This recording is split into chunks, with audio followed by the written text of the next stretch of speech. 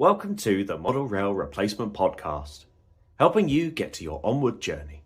A friendly service that helps you get from A to B, or probably nowhere at all.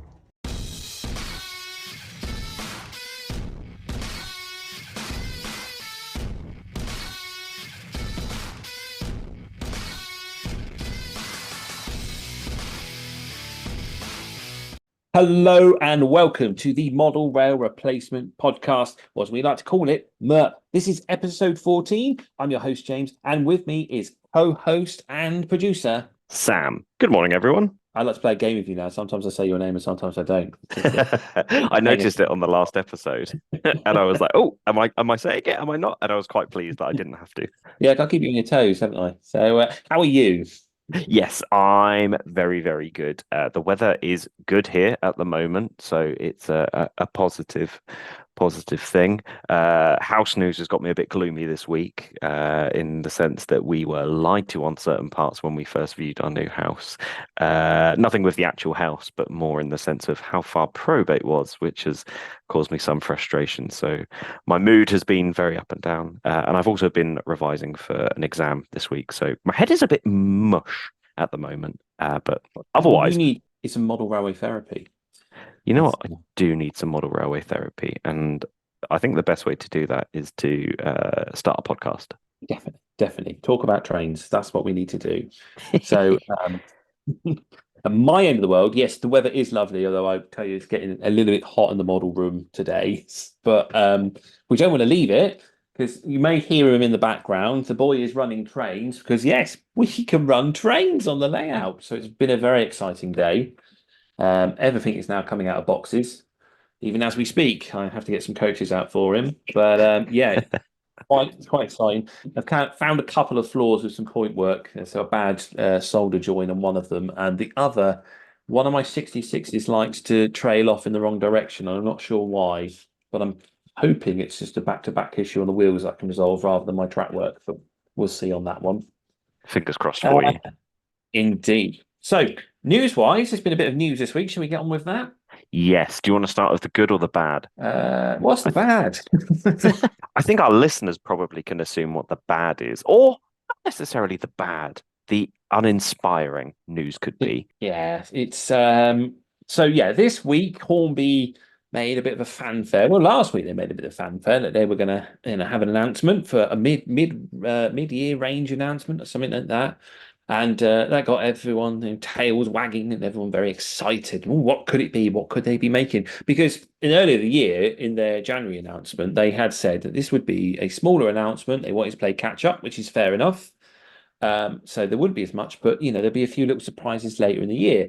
And I don't know about you, but that to me said, oh, there's a new model, not quite ready, but they're about to announce something soon. Mm-hmm. So when it came to this week, I was expecting, the odd little tease like they usually do of a railroad model, maybe, and possibly a wagon or two, and then a big surprise at the end of their run of announcements. And as some people know, follow us on Instagram. We watched the live event on YouTube, and it was literally watched because you couldn't hear anything. And I got to say, it was blown out of proportion a bit, I think. It's probably the best way to describe damn squib. Well, So I've said this a lot, and the reason I keep saying it is because I believe this is a way to fix it. So James has heard this probably far too much since we started the podcast. When you're making a new announcement, make the announcements quick. Especially if you're doing a live stream, make it quick. Make it, here's what it is. We're going to post a video afterwards that goes more in depth about it so that people who are on there know this is everything that's coming out. There's going to be a video with more information about it coming up afterwards. Or if you're doing multiples, you can have multiple videos come up. And I said to James when we were live streaming, the reason you can do that is because then each individual video that relates to the announcement about each individual product, you can then gauge which ones people are most interested about. So you announce your products. Let's say you've got 4 products. You can then post those up, and you can see, oh, okay, so the video on the digger that goes on the rails gets the most views out of it. So people are excited about that. That's good. We know that that's something that we can market correctly and things like that. And it also means that things are condensed, shortened down, and that we are a neurodivergent populace of modelers. So some of us don't have good attention spans, and I'm definitely one of those people. And I think the Hornby announcement was, I can't think of the disappointing, blown out of proportions, like you said. It was, it was. I mean, in fairness, they did announce the products quite quick. It's just that we kind of sat there and was going, yeah, all right, that's 4 of them. And then it just kind of went into the questions. And I think partly because we couldn't, I think a lot of people were in the same boat. You just couldn't hear what they were saying. So I had no idea. And I think you were saying that they'd finished announcing and they'd just gone into their questions. But yeah, it was something that could have been done in email, I think, in regards to that. However, product wise, they're not bad products. I think we got the Grand Central HST with some coaches in the Railroad range. And because it's Railroad, it won't be quite to prototype. So it's not the buffer ended HST versions which Grand Central had. To me, without the buffers, it just doesn't look right. It looks so wrong with that end, even though that iconic end is what makes a HST so beautiful. In that livery, because I know I don't ever recall ever seeing a full end HST like that in that livery. It's just something just says to me that's wrong. But I'll just have to live with it. The Drax wagons, I think, is a welcome return. They were reaching very silly money on the second-hand market for people that wanted them. So they've come back. I think they've increased now. Originally they were £50 for 2, and on the first release they're now 71 with the discount. But yeah, for anyone that want to model the Drax trains that wasn't willing to pay those eBay prices, I think that's a nice welcome return. We've got the smoke generator Hush Hush, which I think will be interesting. And it's kind of curious how many Hush Hushes they keep making for a very unique loco. It's kind of, my question is how many people do you think want to buy this loco? Don't get me wrong, the smoke generator that they've got, I've seen it on the P2, looks absolutely fantastic. And it does, I think Tony Wright had done one for World of Model Railways. I think he'd done a video on that because he'd taken it to his friend's, if I recall, layout, and they ran it around there. And I've seen a few others, but the footage they got of theirs, I think, was the best. It really did look at some points like proper steam and smoke coming out of that funnel.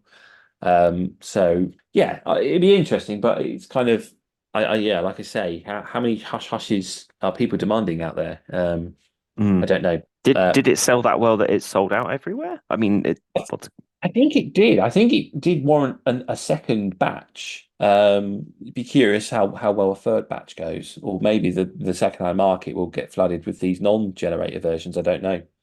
I mean, I'm quite fond of it. I haven't bought one, mostly because nowadays the price of locomotives, these unique one-offs that don't really fit into my era, are kind of things I look at and go, I wouldn't mind that, but I don't have the money for it, kind of thing.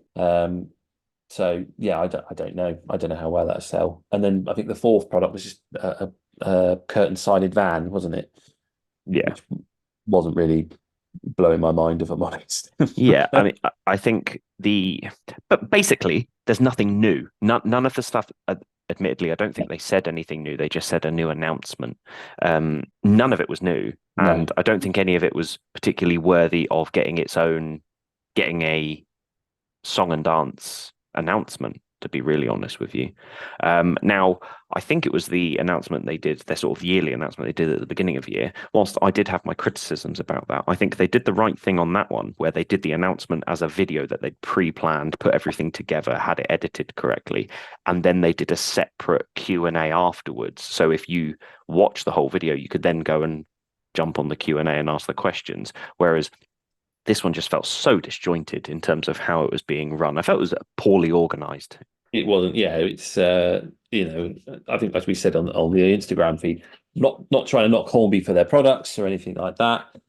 but they're obviously good at making model trains. They're not very good at making videos, I think was my conclusion on that one. And that's, as you say, it was, I think there was a fan going in the background. There was a lot of white noise over that video. The microphones, someone kept hitting their microphone, so you kept hearing this thump noise every couple of seconds. It was, but yeah, that was about as much as you could hear. Their talking was not very easy at all to work out what they were saying for the most part. Yeah. I think I rewound the video to try and work out if we'd actually missed the announcement and it was the end of the announcement, and the volume seemed a little bit better there. But on the live version, it was awful. So yeah, as I said before, needs improvement. And the thing we've got to remember is, whilst like James said, we're not slagging off the actual items. We're saying that the execution of it is what we're saying is possibly the problem in this situation. I'm not saying. I think delivery of the HST looks nice, and whilst it's not prototypical in the sense that they are using an older tooling, so they're using the railroad version of it, so they're making hopefully a version of it that's a cheaper version for people to run. We have to remember, so James and I are doing this, we're not perfect. Somebody could easily sit there and go, well, you guys do this, you do this wrong, and you do this wrong, and that's absolutely fine. James and I make 0 pennies from doing this podcast. Hornby is a multi-million-pound company. If you're going to do these announcements, invest in them properly so that it puts your company in a good eye to the public. This isn't something you can half-ass. They would have been better to not do it and do an announcement that was via an email. It did feel cheap, didn't it? Kind of like, I want to say like in The Simpsons, where Homer's trying to clear his name after being accused of sexual harassment, and they decide to go on one of those public broadcast channels, and they just hung a flag up in the background, and Homer's just standing there, and they got a plant to make it look nicer, and it kind of had that feel of the video. There wasn't. I thought watching it, they were just in a warehouse, and someone had just put a picture of a 47 up behind them and stuck a table there, and that was really it. In it, the production value didn't come across brilliant. I'm not asking Hornby to spend all their profits on Hollywood movie here, but something I can hear would help. Yeah, I think the other problem was that they were using 2 lapel mics and one sort of, I'll use inverted quotation marks, the podcaster microphone. And I think that was a big problem, because that was where it felt the biggest difference was between, I think, is it Mike who sits in the middle, who's become sort of like the face of Hornby's sort of social media, and then the 2 guys on either side. That was the biggest discrepancy between the noise. I mean, it was still quite low in comparison, but then, like we said, the actual content that was on the screen wasn't really worth listening to anyway, because it got to a point where we were like, we can't hear what they're saying, so we completely muted it and just talked between ourselves. Yeah, that's it. It's I was I'm sure other people may have enjoyed it, and I know there was people on there that were asking questions that Hornby were answering, and in fair play to them. And I, like you say, going back to the products, they're not bad products. The HST, I know someone that texted me and said, I'm looking quite forward to that. I've got an ordered one already. I know he's not the biggest fan in the world of super accurate detail, so the fact that they ain't got buffers on the end doesn't bother him, and I'm sure there's other modelers out there that probably feel the same. So it's they were nice products, but it kind of felt like you could have just stuck them in the January announcement sort of thing. Yeah, or send it in an email. The fanfare over the whole ordeal was far too much for what it was. If they had announced a particular new logo that was brand new, but otherwise I felt like the product didn't match the fanfare. And even saying that, the fanfare before it, the whole doing a live stream of it, I don't think the enthusiasm from those presenting also really helped. It did feel like 3 blokes that were just waiting for their lunch break, didn't it? I think one of them did even say that they were getting hungry, and it's like, well, that's not a great idea to stop people. The thing is, they were even late for the actual live stream, and you sort of want to be like, you could have at least let them have their lunch at 12, ready for the podcast, the live stream at 12:30, which was still late. Well, it is trains. You have to expect lateness somewhere, don't you? Yeah, so, true. At least they're keeping with the theme. But that's enough of us. Once again, we're not trying to be super negative. We're just pointing out that the products are fine. It's the fanfare that goes around it. It is. But yeah, with the Curious Scale 60, I know we already covered it last week, but as I went to DEMU, there was a sample running on Gordon's Lane, and Cavalex were also there, and they had a sample running on Deadman's Lane. And I've got to say, whoever you choose, you are not going to be disappointed. They are absolutely, I mean, the best way is to just get one of each, I think. But they are absolutely stunning looking locomotives. They look like they ran so well that they were pulling those trains with ease. You know, on Gordon's Lane, I think there was a good rake of at least 16 of the Acura scale HYA wagons, and they're heavy wagons. Yeah. And it was pulling them with ease round the curve. Yeah, so I'm very excited to see both models, and I talked to one of the chaps at Acura Scale about it, and I said, you know, I said I read your reasons why you announced it now, why, you know, when it had started, everything. I said I get it, and you know, I know people are upset about I'm forgetting the word that everyone's getting upset about duplication. That was it. I said, but I said personally, I said I see this as a win for the consumer. I said because Cavalex is 56. You can't deny it's an absolutely beautiful, wonderful model with so much detail, so much put into it that, you know, I said to the guys at Chris Scale, I think this really pushes you to up your game to match them. And I said the winner out of this is going to be us as the consumer. So yeah, I look forward to seeing them. But also at DEMU, let's not forget that Bachmann also made an announcement. This is a brand new tooled class 08 and 09, which I think looks very, very beautiful detail wise, and it's got some great features on it, including their I can't remember what they call the coupling, but it's the DCC coupling system. So they announced it originally on the 31, where you could it was like a shunt mode or whatever, and it would uncouple the wagons. And they've also got it on the 08, and that was demonstrated in the case there. And yeah, I think it's going to be a game changer for shunting layouts, this little loco. Yeah, I spoke to you about this separately, and I said that I love 08s. I think they're great. I don't need one on my current layout because I can't fit it in. If I had a yard or sort of like a terminus that required a shunter sort of thing, I would invest in one. I don't think I need one, but I was excited about this Bachmann announcement to the point where I'd be thinking, oh, this might be one of those purchases that I could make with no need to buy one, but it would be really nice to then spur on a future sort of like mini project, like a mini Inglenook or something like that, because I think that is one of the biggest selling points. The 31 never felt like it needed an auto uncoupler. Is that the term they're using for it? I think that's what they've called it, yeah.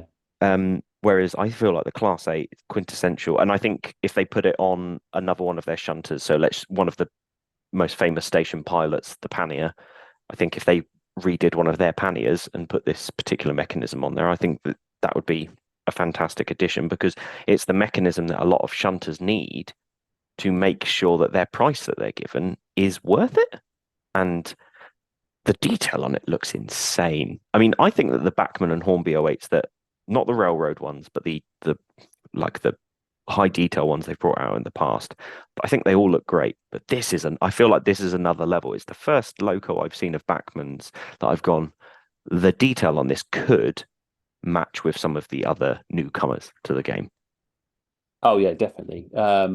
It's definitely up there. I think it follows in the footsteps of their 47 that got retooled, and you know they've got their super deluxe version of that. And ever since then, they've got the three variations of what you can buy in the shop. So you know the super deluxe version of the 08 or 09, I think will be fantastic.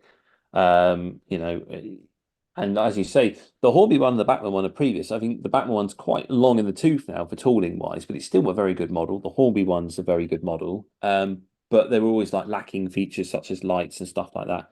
So this would be quite interesting to see the final product, especially when they've sort of got the painted samples out. But But yeah, I find it curious that you're trying to encourage them to make a Panya. It's like you just want more duplication on the market. But Sorry, I was trying to use an example that Steam people could get behind. I'm trying to be more accepting of of other people's railway beliefs. I could have gone for a Ginty. You're right, but not. But yeah, I was just trying to highlight that I believe this mechanism, putting it on the smaller locos, the shunting locos, I think that could be a very, very wise choice for future models. And I think that could be their unique selling point on a lot of these smaller locos that you may have in a yard. Because let's face it, we talk about space, we've talked about it in previous episodes. Having space is one of the biggest constraints of how people can't do certain types of hobby or certain types of layouts. To where a shunter is the perfect addition for these smaller layouts. So actually having these smaller shunters with this little unique selling point, I think that'd be a really good thing for the hobby. Definitely. Yeah, I look forward to it. It's going to be something that I think most modelers will probably get one of, at least. Say it's quite a well-known loco that's spread over a long period of time. So yeah, look forward to it.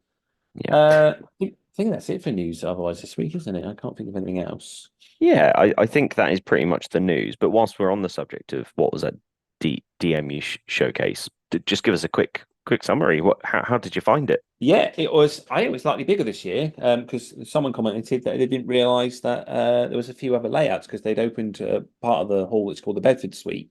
Absolutely roasting in there. I don't know why it was so hot in that room. But yeah, there was a couple more layouts, all super high quality diesel electric modelers. So the S word is banned there, and any sign of a kettle will have you ejected. I think even the traders don't bring any steam engines to sell. It's very strict.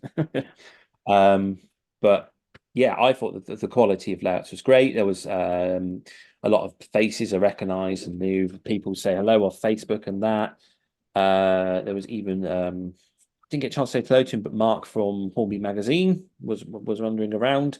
Danny, as we all know from various multiple units, was there, and he was the receiver of the very first model rail replacement podcast coaster. So he got one of them and proudly put it on display. And then Greg at Ebsworth also picked one up, and Max also got one as well. So these guys are all on Instagram, all receivers of the coaster. And Richard New Junction, I had a good chat with him as well, and hopefully he'll be coming on the show in the future. And also received a coaster. So yeah, it was all good. Lots of people to talk to, lots of layouts to see, a good trade support.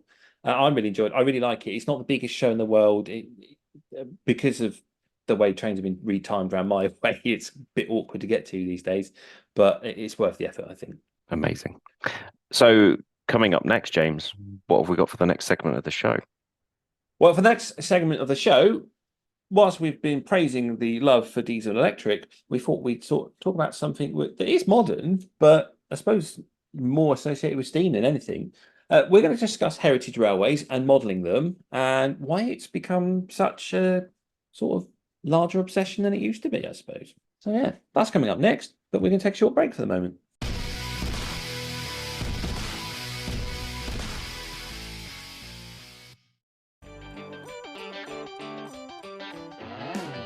Look at that! You see that there? The super shiny diesel loco that's coming this way. Yeah, I see it. Isn't it beautiful? So fresh, so clean, like it's straight out of the box. I mean, yeah, it's nice, but I prefer it to have a used look to it. In an ideal world, that would be nice, but I'm sure the owner doesn't have the confidence, skill or time to undertake such a job. Then why don't they just send it to Emperor's Path? Emperor's Path? Yeah. SBJ has years of experience in model railways and wargaming, the ability to meet your weathering needs, and works with you during the whole process to ensure the project is how you want it, not like it's come through a factory. Come on, that must cost a fortune. Not really. He offers different levels of weathering at really affordable prices. I've got my whole fleet weathered by him. My loco's got the full treatment, whilst my rolling stock just a dusting with the airbrush, and it looks really authentic. I might just get a quote.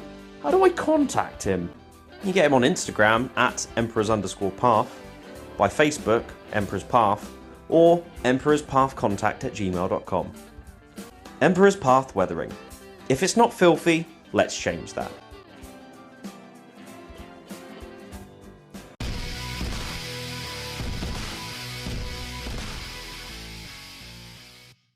And we are back, and today we're going to talk about a subject that seems to be growing in popularity, and that is modelling the preserved or heritage railway. Sam, what are your thoughts on this subject? Have you ever considered putting a heritage line on your layout? Yes, in short.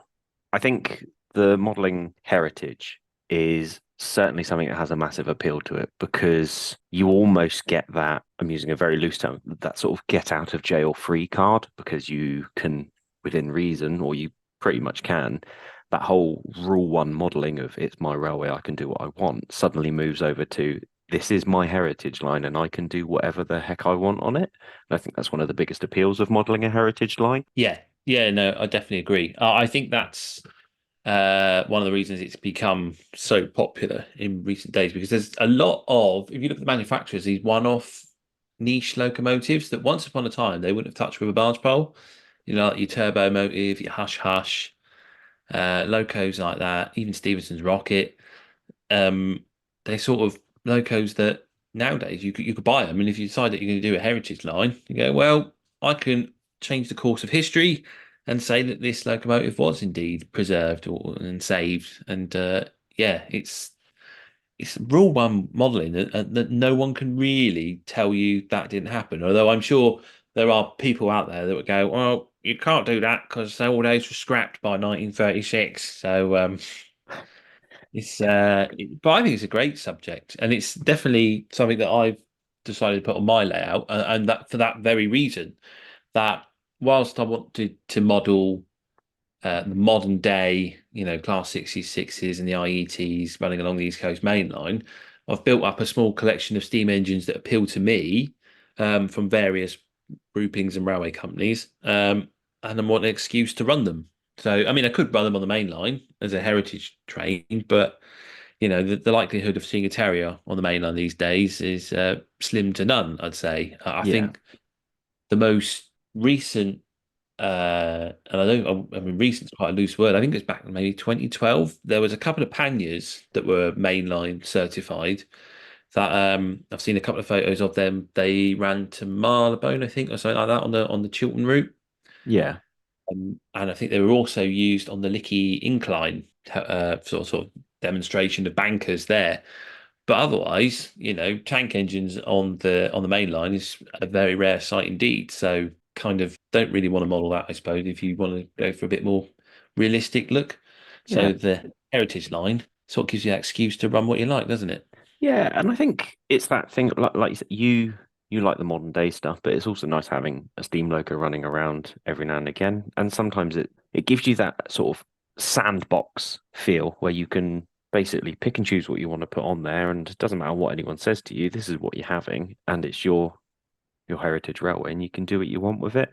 I also think that one of the joys about modelling heritage is I'm trying to think of, bar the Great Central, of trying to think of a heritage railway that doesn't operate on a very much single track line predominantly along the whole thing, but when it comes to a station, it goes off and has effectively, I'll use Watercress Line as a good example.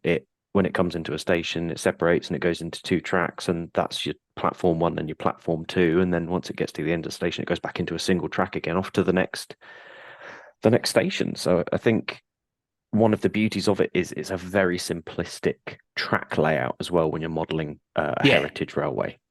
Yeah, that's it, isn't it? It's I think it's one of those perfect scenarios for a modeler who tends to sort of operate the trains on their own.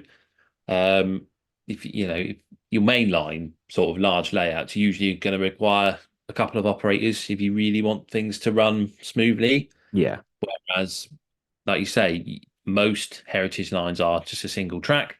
So you're more than likely going to model a single track, and then you've just got your point where your trains are passing each other in the platforms. And as we know, if even on the real railways or the heritage lines, one train will wait in the platform for the other train to come. So as the operator, you can easily handle the two trains by the fact that one will have to wait in the station whilst the other one is clearing the single line before it can proceed on. So yeah, you've got that advantage there that you can run your trains. It's not going to be too hectic. You can appreciate them running through the scenery and stuff like that. And yeah, I can definitely see why there's an appeal for it. And I mean that model railway guy, and it's Joe Joseph. His is a heritage railway, what he's built. Pretty much to that sort of standard, isn't it? It's he's done the single line. He's got the, as you say, the station with the additional platforms, so he can sort of trains around, and that's where his shed and that is. And I think modelling wise, you get to model all those unusual little quirks that you wouldn't be able to necessarily do on, sort of the main line. Yeah, it definitely gives you that idea of being able to run, say, a loco with rolling stock that would never in the real world have met each other, because the rolling stock that you get on the heritage railways doesn't necessarily match what you get in the real world. So you could have, I'm trying to think of a really good example, but let's say a Terrier running with some GWR Mark 1s, or even just Mark 1s in general. That's not what they're stereotypically seen pulling, but you could have them pulling your main traction in that sort of form. Yeah, that's it. I mean, you said that, and instantly what come to my mind was I think it was either maybe a 68 or an 88 that had gone to the Severn Valley for one of the diesel galas, and it's pulling the 4TC set, which has been painted in heritage teak livery of London Transport, which obviously they never wore. And that's the other, I think, appeal of your heritage modelling is you can have a locomotive in a livery that never existed in real life, because the heritage lines do it. So why can't you? As you say, you could possibly have a Class 37 decide you're going to paint it in Network Southeast livery. You could indeed. I don't know if you know anyone that's done anything like that before. No, it sounds like heresy, to be really honest. Anybody who does that should probably be court-martialed or something to that degree, I believe. I mean, the SVR is a really good, so the Severn Valley Railway is a really good example. They've got one of their 50s painted in Intercity Swallow livery, and I think it looks absolutely gorgeous in this livery. That's not necessarily what everybody thinks about that particular livery, but I think of all of the trains that a Class 50 pulled, it definitely pulled Intercity Swallow livery coaches frequently, and I'm surprised it never really got into that livery. So having one on your heritage railway does give you that example of, it is my railway and I can paint it however I want. That's it, isn't it? And it's I think the Severn Valley is probably the best example of painting things people don't expect. That the West Country in the purple livery comes to mind. Yeah, that's it, isn't it? And so you as a modeler, you can get those cheaper models, some of the old Lean stuff or Hornby models, and experiment and play around with liveries and have repaints, and that's sort of, I think, one of the appeals of modeling a heritage line is you can take, say you've got a model that you may have had as a kid that got dropped on the floor, is now a bit smashed to pieces, but you're still keeping it and you're kind of looking to go, well, what can I do with it? I mean, example I can give is I bought a Lima 117 with the intention of converting it into a 119. And then my lad, I think it was about 2 or 3, got hold of it and dropped it on the floor, and it broke. And now it's got just sat in a box, a bit damaged, but I've kept it there because I thought maybe I'll just stick it in a siding on the heritage line and just sort of, and it gives me excuse to have a go with weathering, really rusty weathering, trying that roof effect. You've got that where the roofing's peeling off and you can see the rust underneath. Yeah. So I thought it gives you that sort of advantage, and it's the same with the steam engines. Like you can model your loco and you get one of those Daypol kits, the 9Fs and that they do, City of Truro. I think all the old Kitmaster stuff. And I've seen people do it before where they've taken parts of those kits and then they've modelled all the tubes inside the boiler, and then rusted it all up.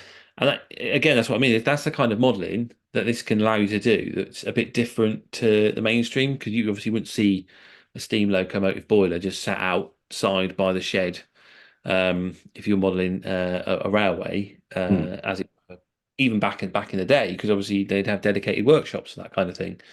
So and that sort of adds the interest to it, I think.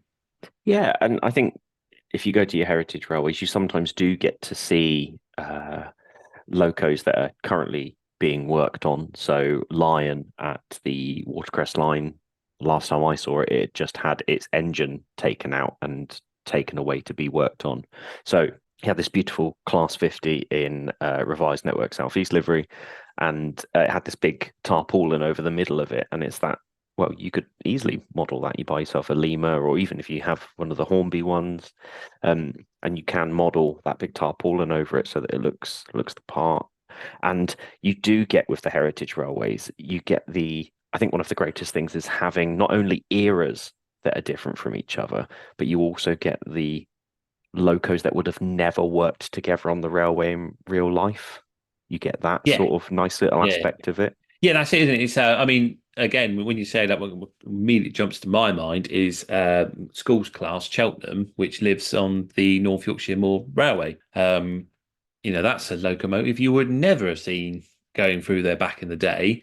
But there, when it is, it's got its boiler ticket, there it is in steam, and if it's not been lent to another railway, it's passing through the Yorkshire moors, pulling a rake of LNER teak coaches. This is something that would never have happened, but it's literally Rule 1 modelling in real life, isn't it? And then in the other direction, you've got something like a Class 24 pulling a load of Mark 1s, or as you say, something painted in a more modern livery. I mean, nowadays, and for the modeler, this has got to be a blessing, is that the amount of HSTs that have cascaded into the heritage railways. Yeah, they seem to be everywhere. And they're all sort of short formations as well, 3-4 coaches, because that's all they can fit on the line.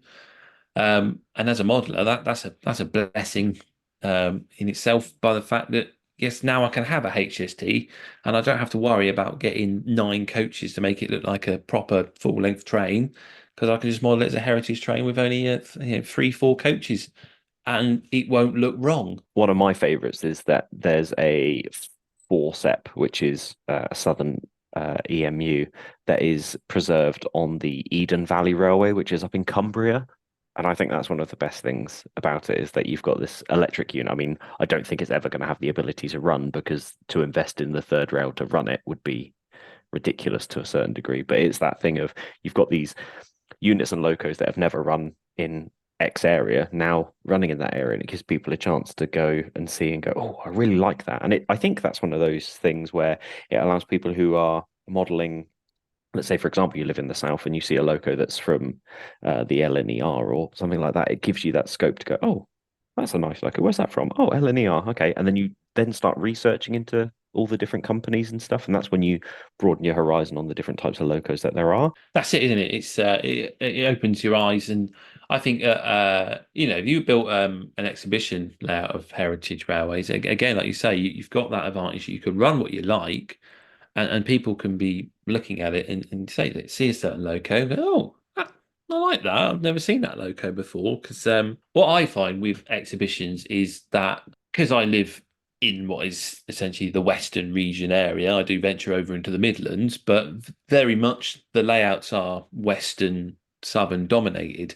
So you don't tend to see, I mean, LNER in particular, you don't see a lot of LNER layouts in the exhibitions in this area. So yeah, if you've got something like that, which then showcases other locomotives, you might, like you say, spot something. You go, oh, I never seen that one before. I never thought about modelling that. And yeah, like you say, it can open your horizons to other engines. And as it's the perfect excuse for Rule 1 modelling, you might decide that you want to build your own heritage railway and run what you like on it.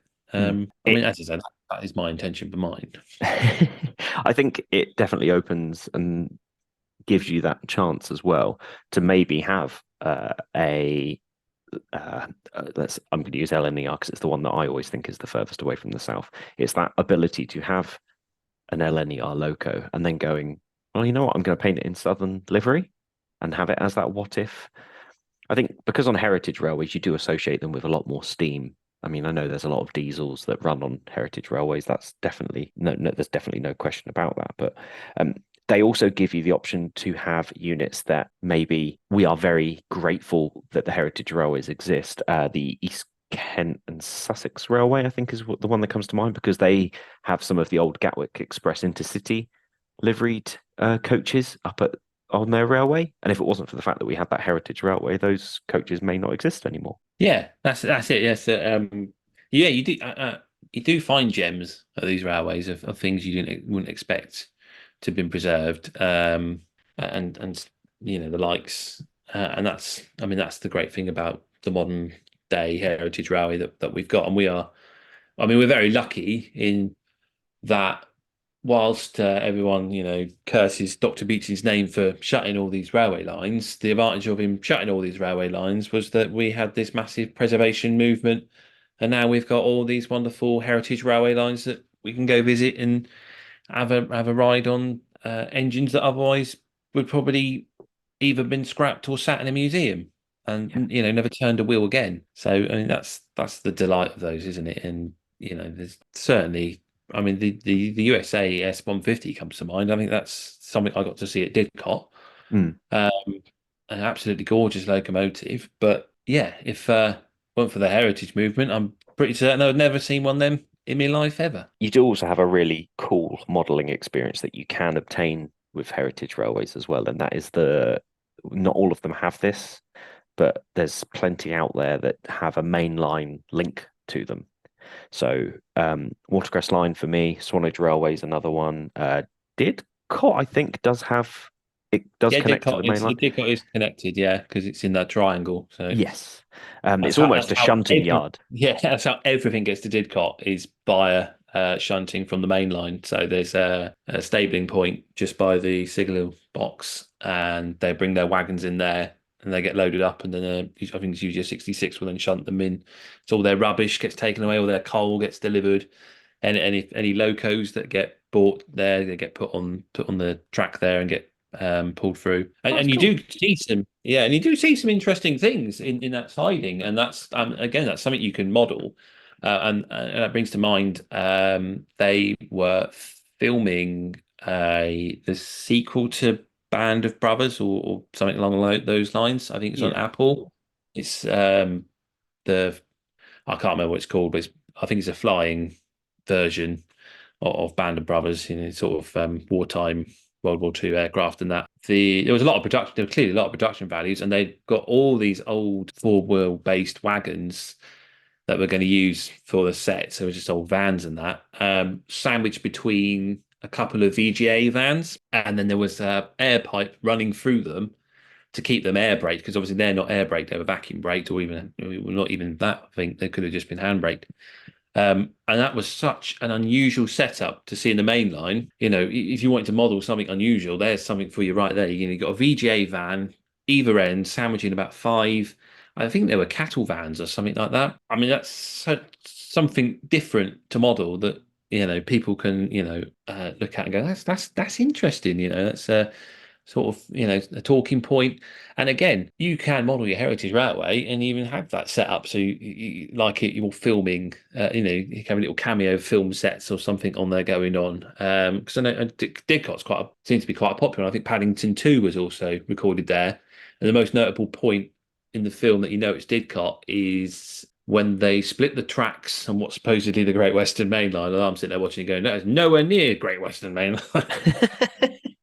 And the wagon Paddington's on goes flying up the ramp towards the coal loader, and they're going, I know exactly where that is. That's Didcot. And how clever they've done it in the film to blend it in and make it look like it's part of the scenery. So anyone with railway knowledge would watch that film and just tear it apart, to be honest. These are all things that you have because of heritage railways, and I really, really love the idea of having like a small film crew and like a little staged area where they're filming a particular film whilst the heritage line's operating, and that would be a fantastic bit to model on your railway. Yeah, definitely. That's it, and it's not just that, because you can have that little cameo of the film crew, or like heritage railways like to do, they like to do themed days as well, don't they? So if you are a Thomas modeler, or you've got your old Hornby Thomas engines, there's an excuse right there that you can run Thomas next to Flying Scotsman and no one can question it, because you can go, well, it's a Thomas running day. or you could have people dressed up as the characters from Dad's Army, because obviously that's Wilmington on Sea was always the stations were set on the Norfolk Railway, and in particular the episode with the King's Train. That was all set around there. And a rather enjoyable episode, I must say. But that's again something that you can model, and you can take other aspects of your life that you enjoy and find a reason, excuse to incorporate them into your layout. I think is it Tom at Buggles Kelly, the 3D models and that? I think he just participated in one where they held it at the Great Central in relation to Oh Mr. Porter.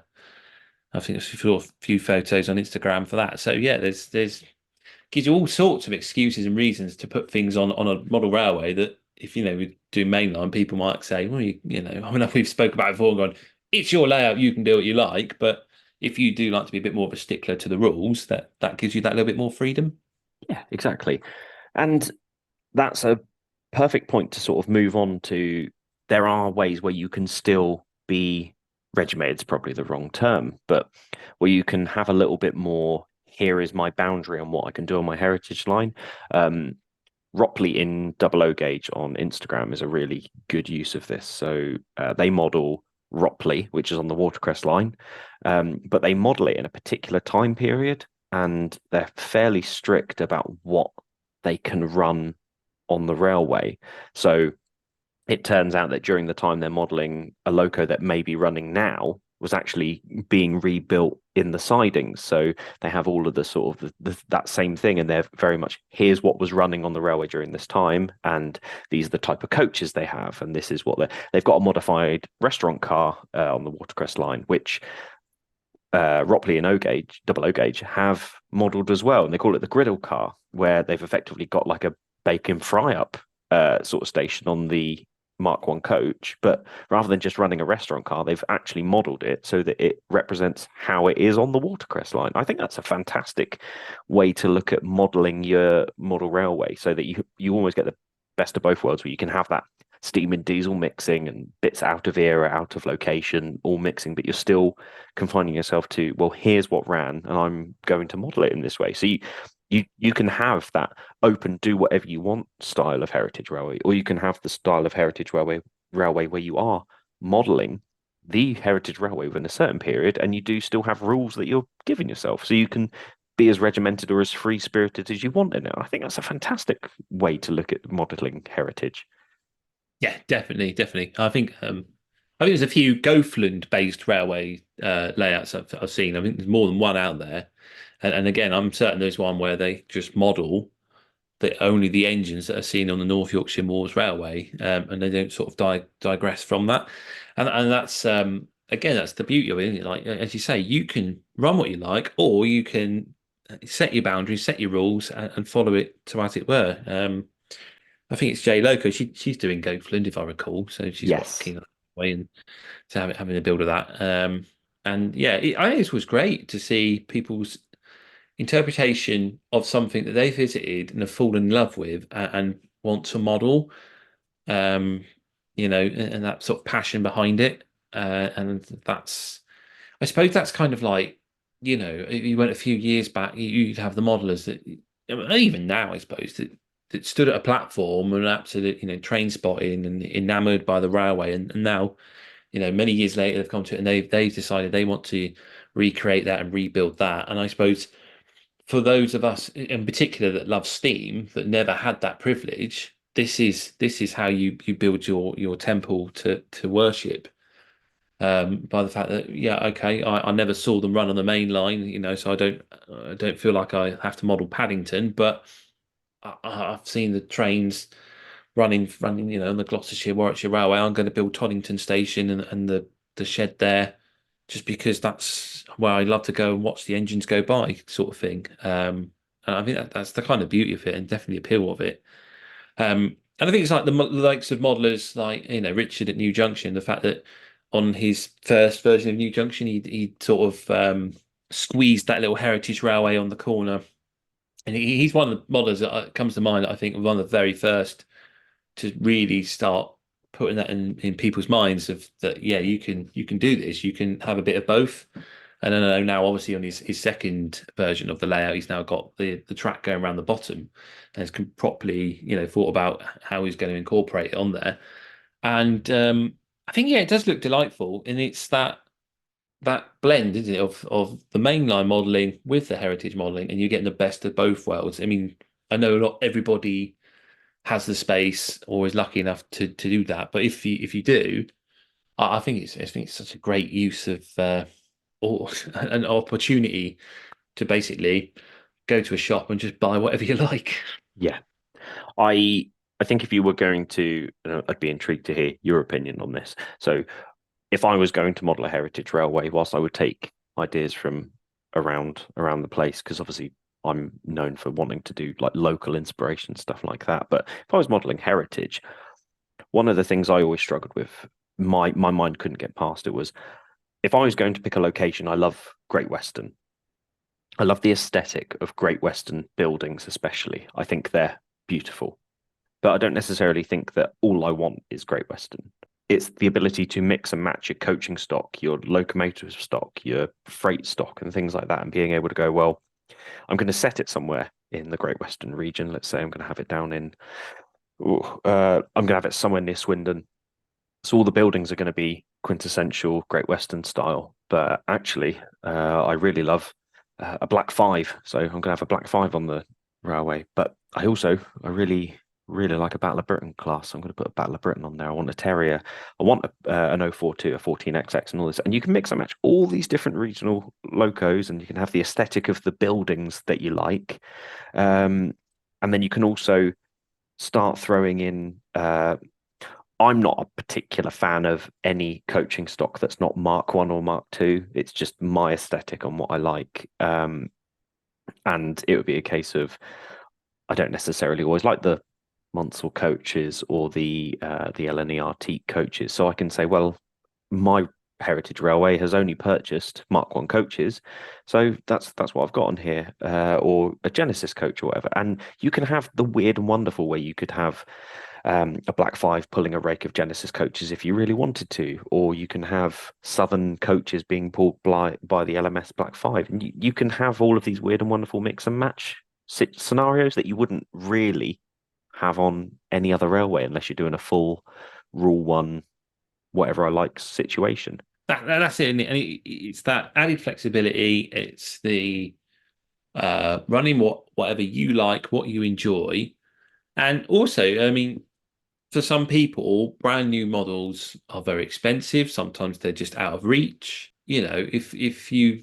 wanted to treat yourself, you might just have to wait until one of the model railway shops has a sale, and you're always limited in what you can. Whatever they're going to offer you out, but at least then you've got that advantage that, well, I model what I like. Here's a sale. I can afford that actually, and I wouldn't mind that. That'd be quite nice. And so it sort of opens your options there as well, I think. Whereas if you're sort of, again, a mainline model restricted to, the East Coast mainline, you just have to, either buy that product when it comes in, or chance your arm, and if you want to get it a little bit cheaper, hope that it goes in the sale and doesn't sell out, kind of thing. So that's the advantage of heritage modeling there, I suppose. It allows you to almost mix and match based on the fact that it's heritage, rather than the fact that, okay, I need to have all of these wagons in this livery because that's the particular time period. That's it. Yeah, that's it. And again, you can have wagons that never ran next to each other in your demonstration freight if you wanted to. There's a really good point on that, in the sense that I use Watercress Line because it's my local one, and I've travelled it more than any other heritage railway. But when you're going out of the yards of, say, Ropley or Alton or Alresford, you go past sidings of stock that they have acquired over the years, and you get to see some of the weirdest amalgamations of different rolling stock, loco parts, scrap bits.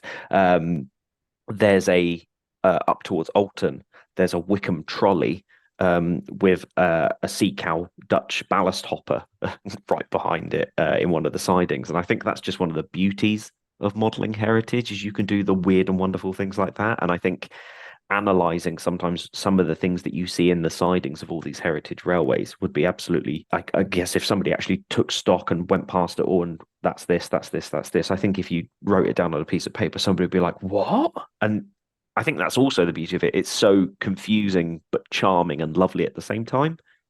Oh yeah, definitely. Yeah, when you say that, I mean, what sticks in my mind. I hadn't been on that railway in some time, but I always remember, like you say, there's a couple of wagons, maybe a coach, and a few locos, and then you've got, I think it was an N class or whatever they painted as James the Red Engine, just sat in the middle of this line, and then a few more of it. It's just so random. It's like, but again, it's something delightful to model, and I think maybe it is Ropely that I know there's a couple of people that have modelled the Watercress line. I've definitely seen that line of rolling stock and locos been modelled with that repainted N class as James the Red Engine in the middle of it, and it does look quite delightful, and it is something very different to model, isn't it? And that's it just.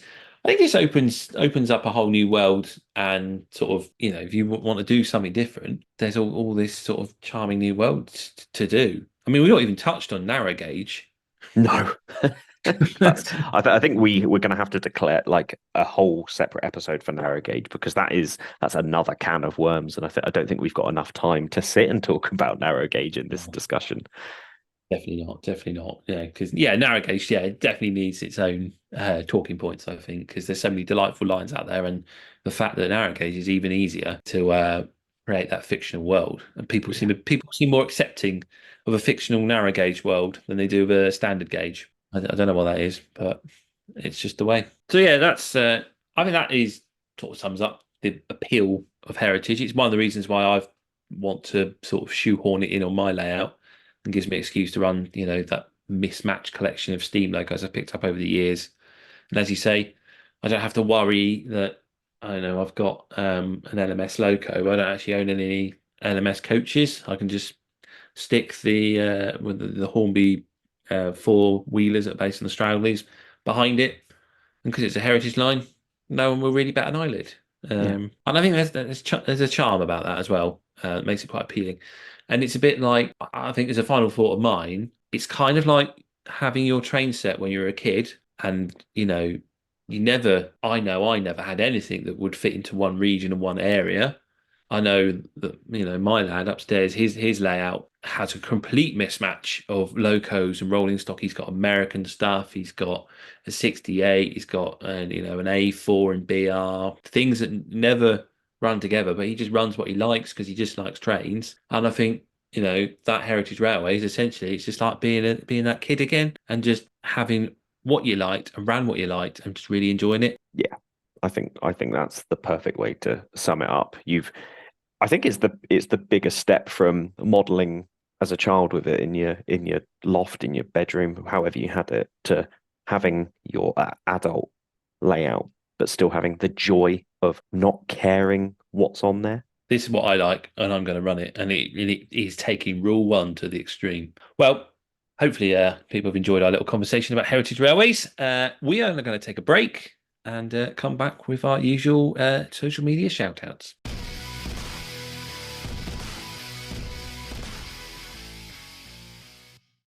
This world we live in is a wondrous and fascinating place.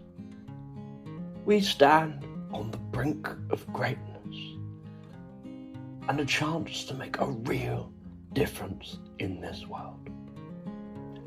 Two people who are not making a difference in the world are James and Sam.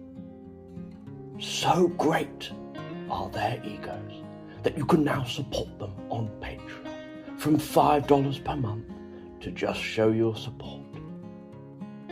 You too can watch the model railway world burn under their narcissistic natures.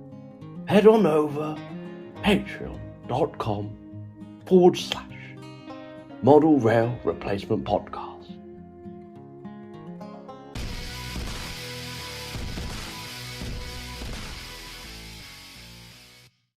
And we are back for the end of the show and our social media shout outs. Something we like to do every week. This week, I thought I'd go first for my social media shout out. It's SoCal Scale Models.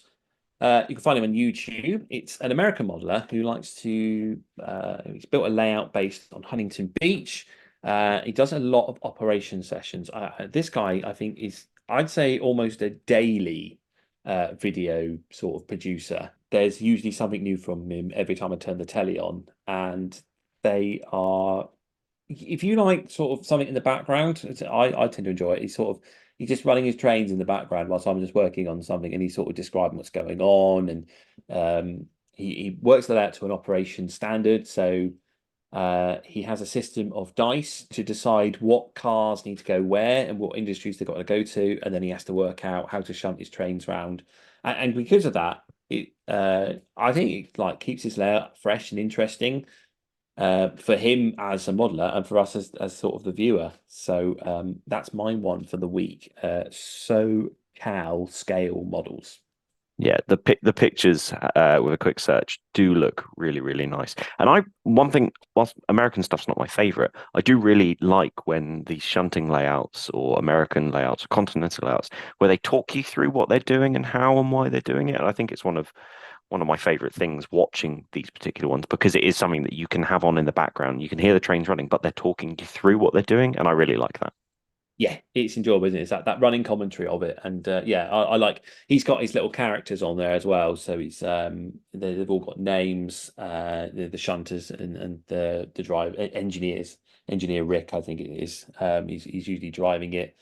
And he gives them little personalities and stuff like that. So it's all this world building that's just beyond the model itself. So it makes it quite entertaining. How about you? What's your shout out for the week? So mine is, I believe, a criminally small YouTube channel, but I think it's definitely got potential. It's called Dillington Model Railway.